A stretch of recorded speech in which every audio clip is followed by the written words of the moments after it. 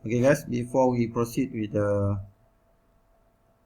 non-linear analysis of the decision motor, we shall see or analyze in terms of how the response of decision motor towards the induced torque, towards the induced torque to the motor. Okay, assume that we have a decision motor now here. Then we have a source Vt, which is equal to Vf. Then we have induced torque. And induced torque, we have omega s, speed and torque from the motor shaft. But at certain time we apply the load, the load torque will be much higher than induced torque. So what happens is that the speed of the shaft tend to reduce. It follows the equation here, which is when the induced torque is higher, so the EA will reduce, so NM also will reduce. Okay, but at the same time the IA tend to increase because IA is equal to Vt minus EA divided by RA. Equation of your shunt motor here, Vt minus EA divided by A. So when we push more load to the motor, the drawing current of IA will increase. So what will happen is that the induced torque will increase because induced torque is equal to K flux IA. You increase IA, then the induced torque will tend to increase again. So it goes to the equation of omega m Vt divided by K flux minus RA K flux squared times induced torque. Okay, when you have an increment in your IA increase, so induced torque also increase, then it goes to this equation, which is when you increase or induced torque, the speed will tend to increase again. So at this time, the induced torque and also the load torque will be equal at a lower speed of the shaft. So your induced torque at this time will be the same, like or equal to load torque. Load torque at lower of omega m. So this is what happened to the DC shunt motor. When we increase torque, so the speed will reduce gradually based on this kind of reaction. Okay. So to summarize that, when you have a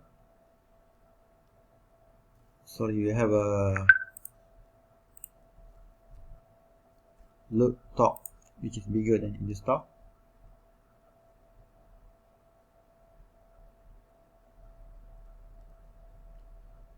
so omega m tends to reduce, but at the same time IA will increase. Then it will induce for new induced torque to increase.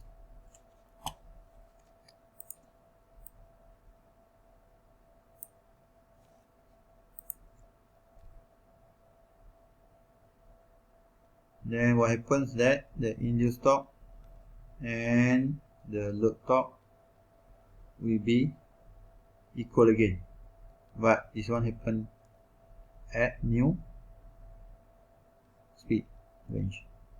Okay. Okay, to understand further on this DC shunt motor, we shall proceed with the example 8.1 here. 8.1 from textbook of page 472. And we shall refer to the magnetization curve of figure 8.9 here, page 477. Okay. We refer to the same question, the question in the books, but we will change a little bit to suit our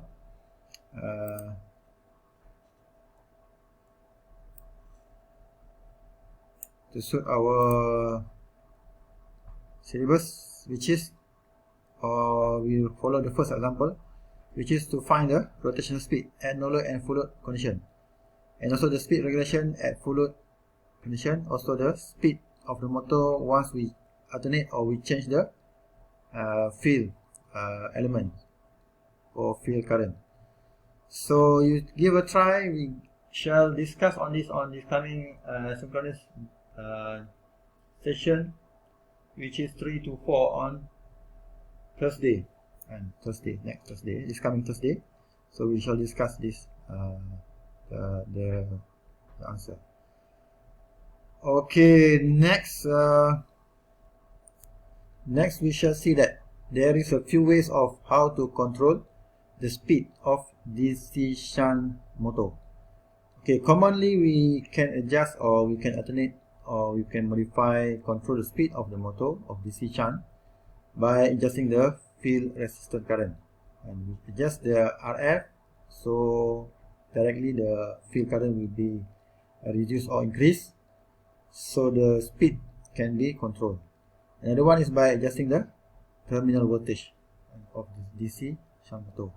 DC shunt, it shares the field voltage with the terminal voltage. So once we adjust the terminal voltage, we can see the difference in terms of speed response on the motor.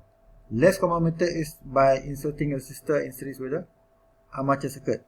Means that we tend to reduce the field resistance together with the armature resistance directly.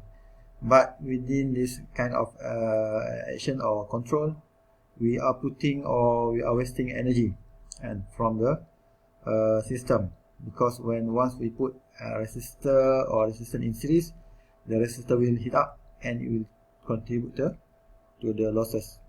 Okay. Okay, if we change the field in terms of field resistance, we can see that once we increase the torque up to the full load torque, from the minimum torque to the maximum and full load torque, if let's say we put at a value of higher, RF2 is higher or bigger than RF1, means that the resistance is high, means that the current that flows throughout or into your field is low. Means low IF, we shall get a higher in terms of minimum speed. The speed is higher compared to the minimum load. Sorry, minimum load, the speed is higher compared to the minimum load at the lower field resistance. And means that higher, we have a lower field current compared to the higher field current. For the lower field current or higher resistance, the starting speed is high, but it reduced, and it reduced in the steeper slope compared to the lower resistance, which is higher field current. Okay, you have done this kind of experiment inside your PC previously, so hopefully you can see the difference between higher resistance of field current compared to the lower resistance of the field current, how the trend between torque speed of the DC shunt motor. Another one is that by changing the armature voltage. So this one just to replicate or to simulate the same like we apply to the separately excited DC motor. Here the shunt is totally all connected together, terminal and the field, but in the separately excited DC motor we have another source for armature and another source for terminal. For this one we are controlling the armature, and instead of we control the field, we control the armature. So changing armature voltage also we can control in terms of speed of your motor. Okay, we can see that if the armature voltage is bigger and VA2 is bigger than VA1, so the starting speed is higher. You have higher voltage, so the armature voltage, so the speed of the motor will be better or bigger compared to the lower armature voltage. But when we insert a resistor in series with the armature circuit, which is the third method just now, insert the resistor in the series with armature circuit.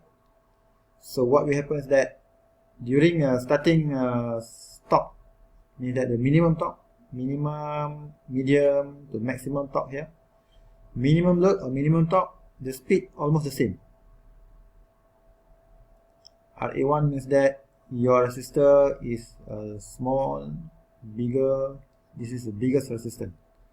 Bigger resistance means that the lowest current into the armature. Starting can start or it will start at same level of speed, but when you increase the load, torque you put in more, so the drop when the current on the field is low, so the drop or the steepness of the trend will be much greater on the low current, field current and supply to the circuit compared to the, this is the highest current on the field to supply to the field. So means that if your armature resistor is low, so you pass through high current, so the slope will be less steep. Means that the speed regulation will be much stable compared to the, you limit the current down to certain value, so the steepness is higher, so the speed tend to reduce very badly. Okay. Okay, this is example number 2, DC shunt motor. We proceed this with example also within this coming session of synchronous session this coming Thursday. Okay, so have a look first. This is the magnetization curve that you should use for this question. So this coming Thursday we'll discuss up to this part. Okay, thank you very much.